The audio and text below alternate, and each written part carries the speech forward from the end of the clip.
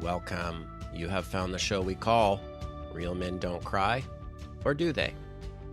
This is a podcast for men, and on this show, we will hear real-life stories from men about how they have navigated the complexities of being a man in this modern day. We are going to look at the boys don't cry way of thinking and how that has influenced them and how they have risen above societal pressures to be true to themselves. The focus of this show is men's real-world experiences, not just ideas and theories. I hope that you will learn from what they have discovered and use it in your life as well. Let's get into today's show. Welcome to another episode of Real Men Don't Cry, or Do They? I am Brandon Archer. Today's guest, we've been playing tag for literally months to make this happen, and it just happens to be today. We've never met face to face, so to speak. And today we get to look at another middle-aged bald guy on the screen and record a podcast for everybody. Welcome, Trevor Bird. How you doing today? Yeah, good, man. We've just been in each other's DMs, going back and forth. Yeah, a long time. Yeah. Would you please just do a quick intro of who you are, where you are, kind of relationship status, family status, just so people can fast track and get to know you? Yeah, sweet. I'm in Vancouver, BC, in North Van, actually. I have a wife and two kids, 3 and 8, 2 boys. And I'm a personal development and professional coach. Through the lens of IFS is how I work and see the world and heal my own journey and everyone else's. Cool. How old are you, Trevor? I don't actually know that. 41. 41. Yeah. How is fatherhood? Yeah, it's incredible. And even as you just asked me that, I feel like emotional to like talk about it, and it's just like such a beautiful journey. Mainly because I didn't have a dad growing up. I had a dad for the first 6 years of my life, and he had his own struggles and challenges, and he left really young, so I never got to experience a present, strong, emotionally stable father. And I get to give that to my boys, and I am like so proud and happy that I get to do that for them. Yeah. It's hard to explain to people that don't have kids, eh? Yeah, and it makes it, yeah, it is, and it's also challenging. It's like sometimes there's times when it becomes so overwhelming being a father. It's like, oh man, it would be easier not to have kids, but Oh, dude, yes. I wouldn't trade my kids for anything, but done over. Now that I know what I know, I'd be like, okay, I know more pros and cons now. Mhm. What is the biggest growth opportunity you've had as a father As for myself, for yourself? oh man, what comes up for me as you ask that question, Brandon, is like I constantly feel like I'm meeting myself at my kids' ages as they get older. And there's like a new set of challenges with like when my I remember when my kid was like 4, like I had to deal with my own inner 4-year-old, and now he's 8, and like I've just been sitting with like a lot of heaviness and grief because I was like in the shit when I was 8 years old. Like it was a very hard point in my life. Geez, I even feel emotional just like talking about that and like revisiting that. And I just get to see like my boy being 8, and I'm just like, I'm just so grateful that I get to like be there for him and help him evolve and become a man, and give him all the things that I wasn't there for. So the biggest growth edge for me is kind of like grieving that life that I did not have at those ages. Wow, man, that's a lot. Yeah. How, when you were 8, can you reflect now on how you felt and what you were going through? Yeah, I mean, I sometimes just like look at my boys and connect with them, and I'll just start crying because it's like it's a connection that you can't describe to somebody that doesn't have kids. Um, but like when I see my 8-year-old, on like a Saturday morning, and he's like my kid loves breakdancing. Like I showed him some of my old b-boy moves from when I was like 17 and 18, and he like took it to the next level. And when I see him in the living room, and like my family's like really well put together, and we're like making pancakes, and he's like, "Yo, dad, check out my moves." I'm just like, it just makes my heart explode. And like I never had that. Yeah. Like when I was 8, it was like I was probably alone, terrified, looking for somebody to help me. Like I grew up in a very addicted home. Mom had her struggles. My dad was an addict. He left when I was young. My mom was a single mom, like working a blue collar job, trying to make it work. We grew up really poor. It was tough, and we didn't really have that safety to like create a safe environment for anyone. And I lived with a brother, and it was hard. It was My brother had his own struggles, and it was terrifying. Like there wasn't this it just wasn't a happy time. It wasn't like a time where everybody was like, I didn't have time to like dance and do art and explore. It was like, holy fuck, how am I going to survive? And so yeah, I remember how I felt. And there's a couple of a lot of my healing journey is like reparenting our inner boy, working with our inner child, whatever you want to call it. And I recently went on a psychedelic journey that was pretty powerful, that really helped kind of integrate that time in my life back into the present day. And yeah, so I definitely remember. It's like, you can never, I kind of block out my years of like 8 to 11. It was kind of like a blur because it was just so chaotic. I don't remember much of what happened, but I remember the energy that was stored in my body. And that's how I work with a lot of my clients, and how I work with a lot of people, is just kind of sitting with like, okay, like when it was back then, if you could see yourself back then, how would you be feeling? What would your posture be like? What would your facial expression be like? And I just see this boy that is stuck and Mhm. scared, terrified, and can't move. And um yeah, so I think I'll just leave it there for a second. But How old is your brother? he's about 48 right now, So and we don't really talk right now. We don't have a relationship, so you know it is what did it is. he, go on any healing of any kind that you're aware of? Yeah, he's done some stuff, and my brother's on his journey as well, and he's working through his stuff. So we've grown up in a very polarized family. He lived with my father, Oh, who was diagnosed bipolar, had a lot of issues.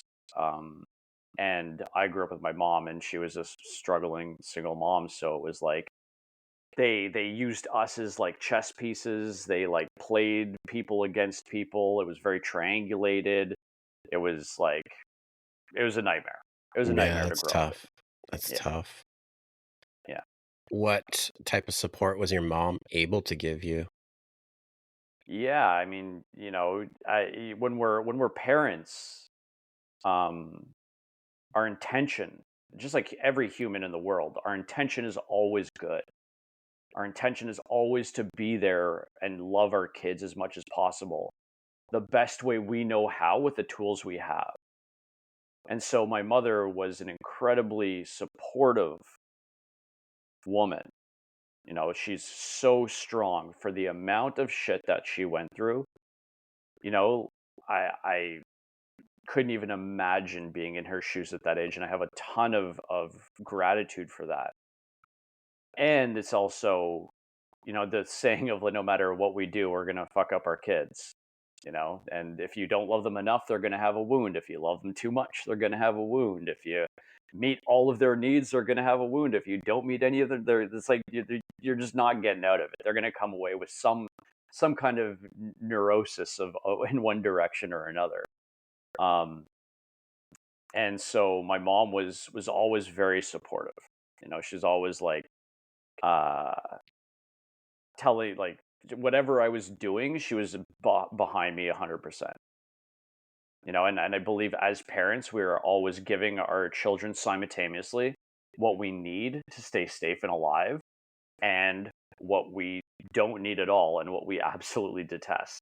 And again, it's like, how much awareness does a parent have with their kids to help acknowledge that whole dynamic and go up for that? Because I'm sure that you've seen those memes on Instagram or whatever, when a kid starts saying, "Hey mom, this is what my childhood was like," and then they get all defensive of like, "Well, I was trying the best I can," and da da da da da, right?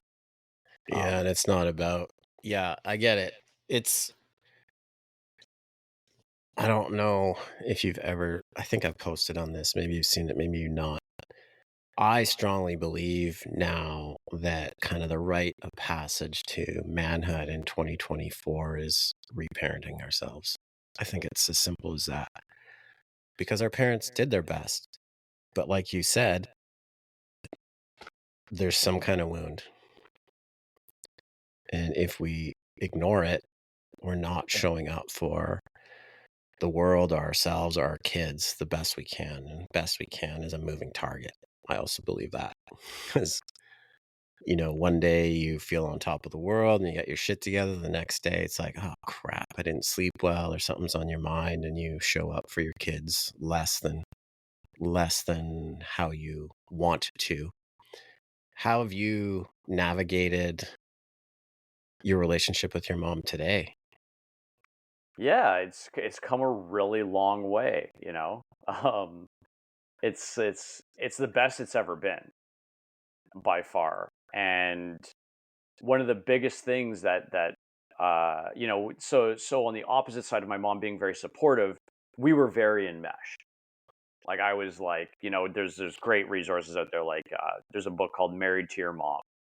Great book. And like, um, my attachment to my mom was very unhealthy in a family dynamic, because my mom was a single mom. I was her surrogate, you know, husband. Um, she would share things with me that I really shouldn't know. She would share her emotional experience with me, when we can't really dump our emotional crap onto our kids. I mean, that's not really the most healthy dynamic growing up and to be in a healthy family. So it was a lot of like boundaries, and it started to show up a lot with my wife. Mm-hmm. Because where, like, as a husband and as a man, when we're with a significant other, it's like, where do we orient for safety and for connection? Like, when we are in an enmeshed family, I am going to look to my mom first for approval before I look to my wife for approval.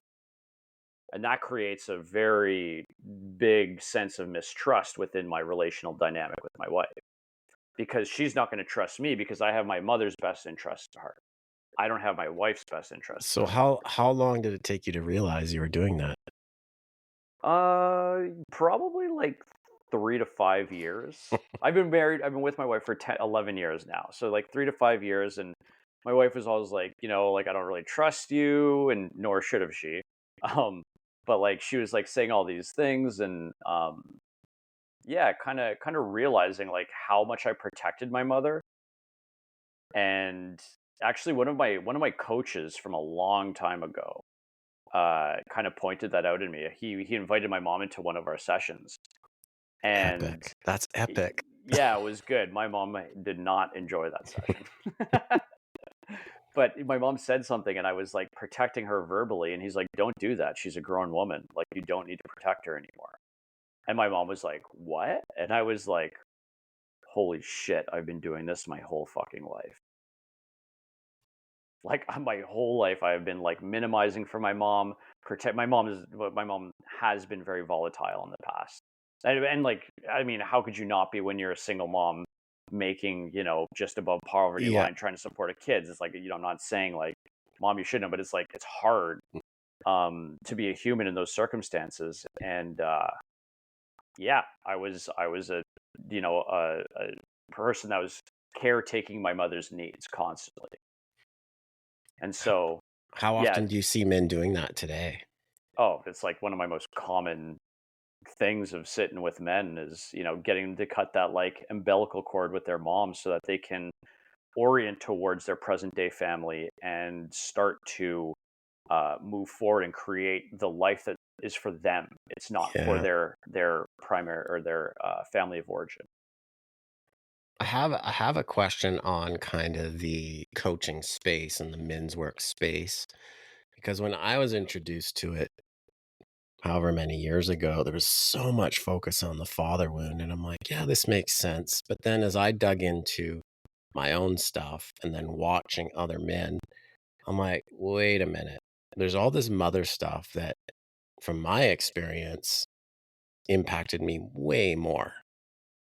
What's your thought on mother wound versus father wound? First, I just love that topic in question, because I think it's like a core of the work that I do. Um, and I believe that people have to be ready to face it. And I believe that that message, when it's put out there, you'll receive it when you're meant to receive it, and you'll hear it, and it's going to hit differently when you're meant to work on it. Be like, oh, that's kind of what it is. Such as my wife being like, hey, like, yeah, like, why don't you ever take me into consideration before asking your mom? Like, just that little like invitation. And we're all going to have a mother and a father wound, 50-50. And of course, sometimes our one gender, one, caretaker is going to meet our needs more than the other. But that still doesn't negate that we all carry, the mother and father wound. And so I believe it's just as important to address both of them, whether you have a mother or didn't, or had a father or didn't. There's going to be a gap there. There's going to be a hole there. There's going to be a need that wasn't met. And it's really important to grieve that, feel that, speak for it, reparent, and not depend on the shortcomings of our parents, but recreate that um, belief that we have everything we need within ourselves. Yeah, which is a big I know for me that was huge, right? It's like, what do you mean I got to do this all on my own? What do you mean nobody's coming to save me? But when I hit that place was when the real I don't want to say the real growth because it's all growth, but when the surrender to the situation happened. And then I would say the real transformation began once I'm like, oh, damn it. Mom's not coming to save me. Dad's not coming to save me because I was subconsciously still searching for that. Mm. I want to run this by you too. Like what I have come to believe, or yeah, it's my belief, is that in healing, and it's not always true as you kind of alluded to, but when you follow childhood development, we lean on our mom first. Like that's just the way it is. And that's why I believe men need to I will say most of the time look at the mother wound first because emotionally that's how you were taught so many different things. Yes, of course, you have to deal with your dad stuff, but I think in my opinion when you do the dad stuff first, I think you're missing kind of how we develop as humans because you can mom taught us emotions up until a certain age and then it kind of does shift for men where it's like, "Oh, okay, that's how I learned to accept love. That's mom is acknowledging my emotions. Not that dad doesn't in those cases. But definitely, even with my son, he's 19, I saw the shift, man. It was the most interesting thing where he like didn't look to mom for approval as much and started looking to me. So what's your opinion, belief on is there a 9 times out of 10 men should look at one side first other than the other?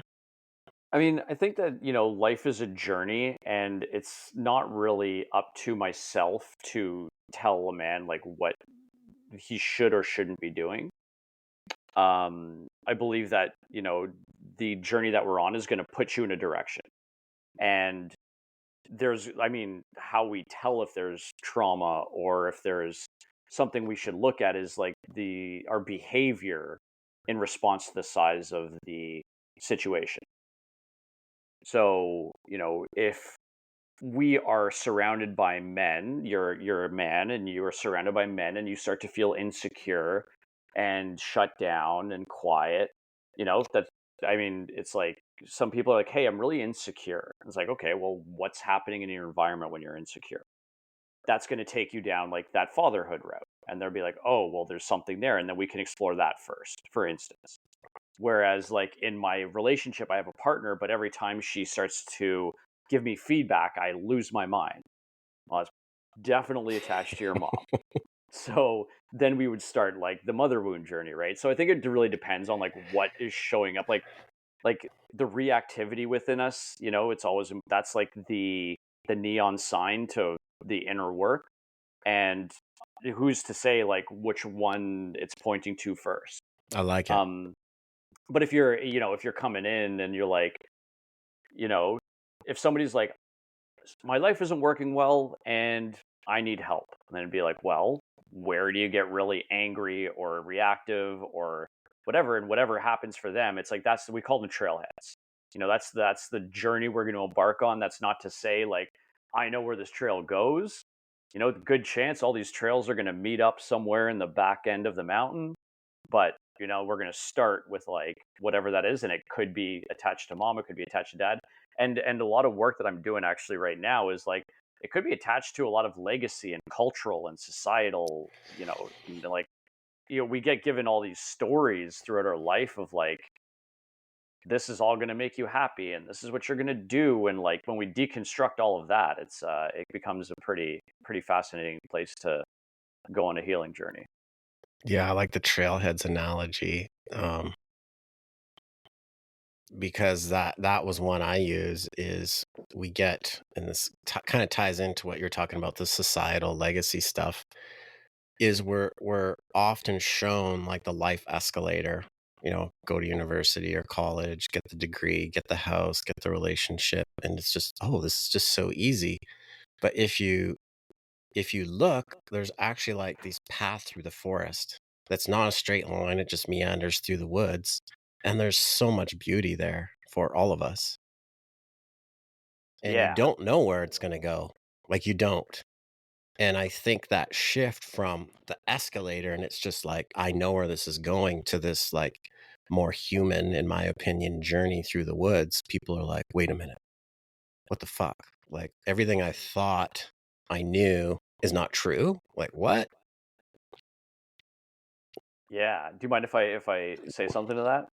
So, one thing that I've been really working with in my own system is like if you obtain, like you've been told that you get the house, you get the girl, you get the car, you get the job, you get the finances, and then everything's good. So people chase these things in order to get them, and we all have a story in our heads, right? And this is a good little exercise for listeners to do. We all have the story. If I get the money, if I have $1 million in my bank account, or if I get this, or if I obtain whatever it is that you're after, how is that going to make me feel? And then you say, well, if I have the money, then I'll have freedom, choice, and calmness. And how oftentimes do we tell ourselves these things? We get the thing, and then we're elated for 5 minutes, half an hour, a day, and then we're right back on the treadmill. So there's the false belief of if I have this, it will make me feel a certain way, which is the lie. That's not true. You have the external thing. It's not going to make you feel how you think it is. So how do we practice feeling like we would if we had the thing? And then Yeah. that's where the groundedness and the presence comes from. Yeah. And the two aren't tied together, even though we've been told they are. Yeah, I have a exactly. client who has done the escalator, doing very well for himself. And he's like, he realizes that he built built his little empire, and there's not the satisfaction there that he was told was going to be there. Yep. That's like the story of my life. What's the biggest story you've had to overcome personally? Oh God. Well, just to put it into context, my upbringing. I don't know if you've heard of the ACE survey, Adverse Childhood Experiences. No. It's a neat little survey. It's 10 questions. It basically, they surveyed I think like 50,000 people.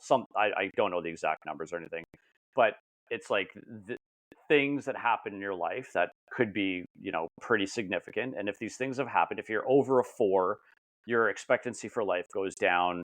If you're over a 6, chances of you living on the street are pretty high. If you have a 7, you're going to struggle in relationships, and so on and so forth. And on this list, I'm a 10 out of 10. I grew up with all the shit. You can Google it; it's really easy to look at. So within each of these questions, like, have you ever experienced sexual abuse? Have you ever been given the messages that you were unlovable?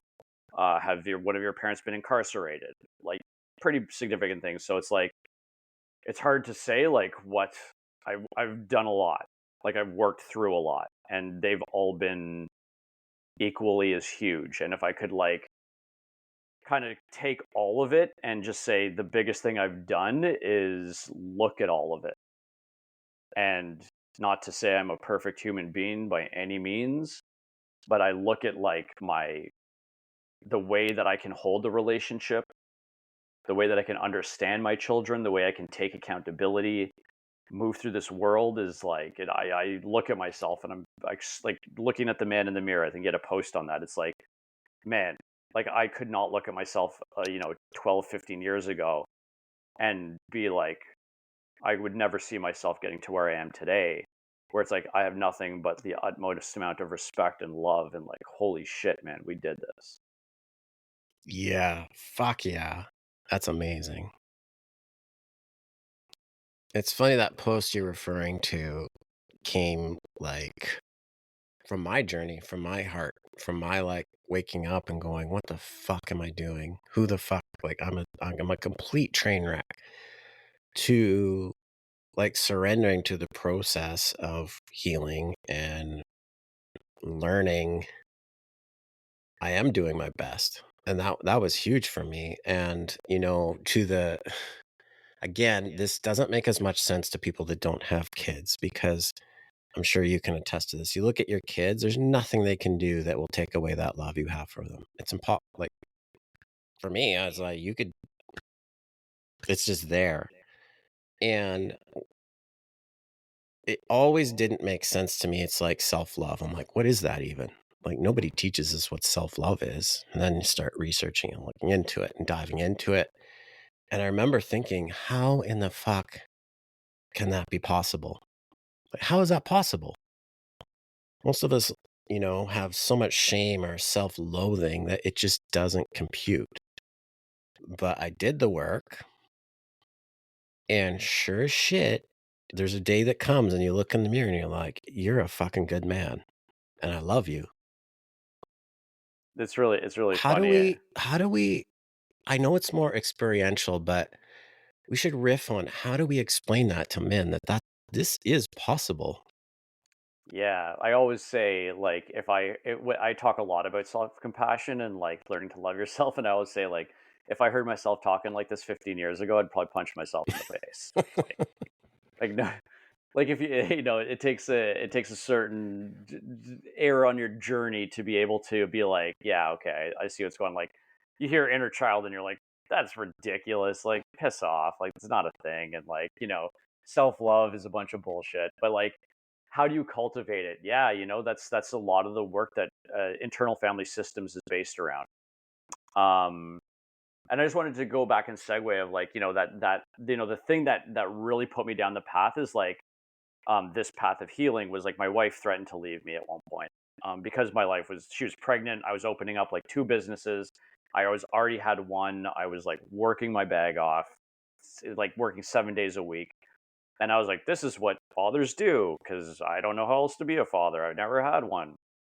And I was chasing that money and the stuff. And then my wife was like, this is not the life that I want. Like, I'm pregnant. You're fucking never here. I have no support from you. And I'm like, what do you mean you have no support? Money, like, you know, and that's apparently not how you raise a family. That for anybody out there that thinks that's how it's done, just as a caveat, it doesn't work very well. So she was like, start saving your money now because divorce is expensive and therapy is expensive too. And I was like, shit, all right. So that kind of like that was like, and like my wife is a fucking gem of a woman, and yeah, she's been my rock for so many years. I love her so much for that. And oh man, we could get into so much good stuff around this, but yeah, she's been a rock. And then going down this, it was like learning. Like I held a lot of shame during that time, which shame is like the block of self-compassion and self-love. Like, I'm alone, nobody loves me. If anybody finds out about me, I'm going to be exiled, disowned, left alone, all that stuff. So, I was a very shame-bound person. I did a lot of fucked up things. I lied a lot. I manipulated a lot. I didn't know how to control my emotions.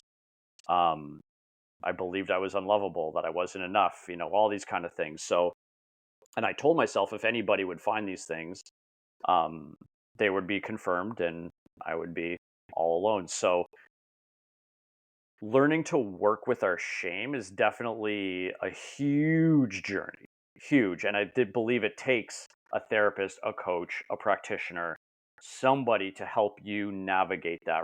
I like even reading books and stuff on your own is hard because you need to be seen and you need to be witnessed with shame from other people to disconfirm the belief of what shame is trying to tell you. So remember, the shame is saying, if they find out, they're going to hate me. But actually, when you're in a community, especially men's groups and like, where it's like this community exists to grieve and to see and to witness, you say your shame out loud of the skeletons in your closet, the secrets you don't want anyone to know, the shit that you take to the grave. You say that out loud and it's reflected back to you of like, yo, man, are you okay? Like, that couldn't have been cool holding out for that long. Like, how are you doing? And even if as I share that, I feel like, oh, that's heavy, and then you say, holy, like, you're not ostracizing me or shaming me further, saying, how could I? And there's a lot of bad groups out there and bad therapy or whatever you want to call it. But it's like, when you are being that vulnerable and like sharing the skeleton in the closet, like, you need to make sure that this environment is going to hold that.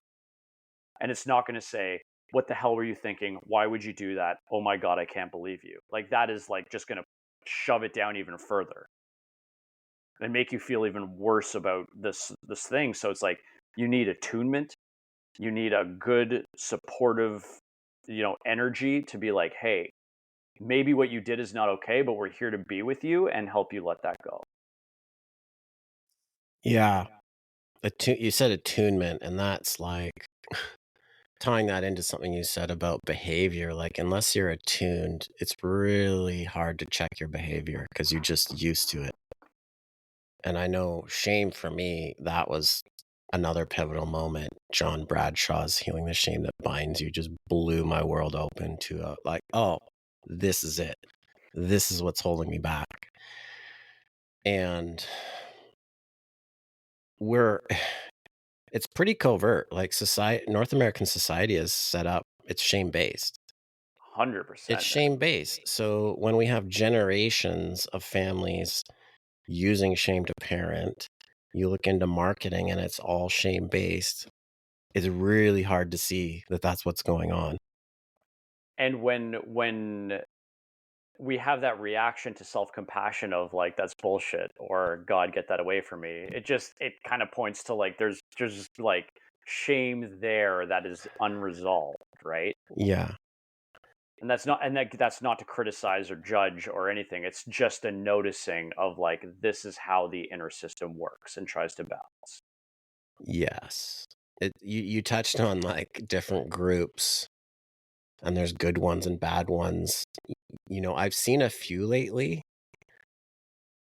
it's tricky. It's a slippery slope, and I'm not throwing anybody under the bus because I do believe everybody out there is trying to help men, but holy shit, are there some that are shame-based. Oh yeah. It I can't wait to send you this it's link that actually I saw. shocking now that I understand more. I'm like, "What is that?" Like, it is potentially motivating these men to take a course of action, Mhm. but they're abandoning themselves. Like, they're not doing the work that actually is gonna matter, in 10 years. And that I have compassion for these people and these men because I know they're trying to do their best. But I think, for guys like you and I and many other coaches, we just gotta stay the course and shine our light out into the world so that these men, when they realize, oh, that didn't work, they can like find us and find this help that we can offer because it's just where they are. They're not ready to hear it. They don't want to believe that it's true that you can have self-compassion. This message of like being a man is all about suffering and sacrificing. I'm like, what? No, it's not. Yeah, and like going back to your original question of like how do you cultivate inner compassion? Um, I believe that a lot of journaling and dialoguing with our parts that have certain strategies to keep us safe, when those are fully understood of why they've been doing it, how long they've been doing it for, what they're trying to protect, a lot of compassion gets introduced. And the analogy I like to make is like if you ever have someone in anyone listening in your own community where you've judged them, you've been like, I hate that person in high school, like very clicky. And you're like, oh, that person, there's such a blah blah blah, whatever. You have a lot of criticism and judgment towards them, but then you actually get an opportunity to sit down with them and you're like, damn, you're actually kind of cool. And I don't know why it was so judgmental of you. And that's a projection of a protection of something in ourselves, but we won't get into that. But we spend a lot of times doing that to ourselves. God, this part of me just like gets blackout drunk and I hate it. Like I wanted to like why if I just didn't do that, I would be better and I would be okay. And now the thing is that if you actually sit with that part of you and start to explore it and get to learn about this part of you that's drinking as a strategy, you're going to learn that it's protecting something vulnerable Hmm. and it's doing the best it can with the tools that it has to do that. And it's like, hey, I know what's going to protect my feeling of unworthiness, getting blackout drunk. That is going to take me as far away from that as possible real fast. And so we have what we call in IFS a firefighter that will use that strategy to protect the vulnerability of feeling worthless. And then we can actually hear, where did it learn to do that? Oh, when I was 14, I saw my mom always do it. Oh, like I even feel just like, holy shit, that compassion just got introduced of like, thank you for trying to keep me safe with that. And we don't need to do that anymore. Because what was once adaptive in our life most likely will become maladaptive when we're adults, such as the drinking, the shaming, the criticizing, the pushing away, the being oriented towards our parent. That's all adaptive. It's like a strategy to use to keep us attuned, alive, safe, our nervous system like regulating. But then all of these strategies don't stop working in certain relationships or moving. They stop us from moving into the person that we want to become or having the relationships we want to become. So we need to kind of undo that old strategy and update it into a new one. Yeah, I use something similar. And for me, what worked for me, and people find this hard to wrap their head around, but that, using your example of getting blackout drunk, learning how to have compassion for that and self and love for, like, you don't get to choose what parts of yourself you love or don't, in my opinion. I'm going to change the perspective a little bit back to the parenting thing. If you were a parent of an adult child and your son or your daughter gets blackout drunk, you don't withdraw your love just because of that. You don't love them less. But it's hard for us to like do that for ourselves.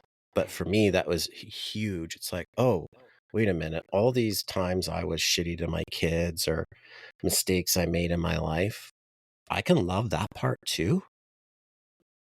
That day that when that day came and I realized that, a lot changed for me Mm, because that's what allowed me to look in the mirror and go, love you, man. yeah. And then the tools come into play, like you were explaining, to, change that behavior so you understand why you're doing those things. I agree. I agree with your statement. We can't choose the parts of ourselves that we love and hate. Like we are going to have our own adverse reactions to our own parts. And what we can do is the other belief that I have is that we all have access to, an inner wise mind, a big capital S self that is curious, compassionate. Nothing can wound it. This is like the state of our inner healer, where just as like if we cut ourselves on our skin, it scabs over, it heals ourselves. Where we have emotional wounds, we have access to what we call a self that can come in and heal our emotional wounds. Yeah, I'll use something similar, but not. I'll Yeah. leave that. How do you find men react to these tools that you give them? Yeah, I mean, it's pretty successful, I think. Like I definitely believe in the work, and I'm very, I think having confidence in the work you do um is super important. And if someone comes to me, it's like I am extremely confident that we can work through whatever is in front of me. And I know this because I've worked through it all within myself, and I can see the transformation happen within the people that I work with. Over the thousands of clients I've worked with now, it's like there's hard data. It's like you're dealing with this. It's like, yeah, we got this. Don't worry about it. Yeah, I think for me, it's that you've done it. Yeah. Like, you've done it. It's worked for you. Mhm. What more proof do people need? There's that great quote: "You can only take someone as far as you traveled yourself." And so, if we, I've been to the absolute depths of hell in my soul and back, and coming out of that like the phoenix rising. There's no more powerful experience or journey that you could do than take that deep dive into yourself. Yeah, I agree 100%. I am aware of the timing, so I want to start closing this out, and I got a couple questions for you to end this out. What message do you have from you at 8 years old to your dad? I've done a ton of work around my father, and this is kind of what I wish. I have some disappointed parts out running out of time, because I've done a lot of work around my dad, and he has come like in the most recent session, like maybe 3 months ago, around him. He actually got reintroduced into my system, into my awareness as a phoenix that would like rescued me, and he was able to show up for my system in a way that he would have never been able to on this earth. And my 8-year-old would just say I love you. He was a man that had struggles, but he was a beautiful man. That's beautiful. What message do you have, closing message do you have for men listening today? One of the best investments you could ever make in your life is start to look at your shit for yourself, for your people around you, your wife, your partner, whatever that looks like, your kids, your community. That's it. It's fucking direct and to the point, and I fully agree. Trevor, this went by so fast. Totally. We may have to revisit another one down the road, but thank you for your time. Thank you for being here and sharing some of your story. I'm positive it's going to help men. Thanks, Brendan. Pleasure, man. I'll come back anytime. Thanks for taking the time to be here today. I honestly hope you found something you can use in your life. And I hope you found some relief in knowing that you're not the only one with challenges. We can be very isolated as men. If you don't have support in your life, please reach out to someone. It's okay to need help. It doesn't mean that you're less of a man. In fact, it takes a courageous man to know when it's time to ask for guidance. Until next time, brother.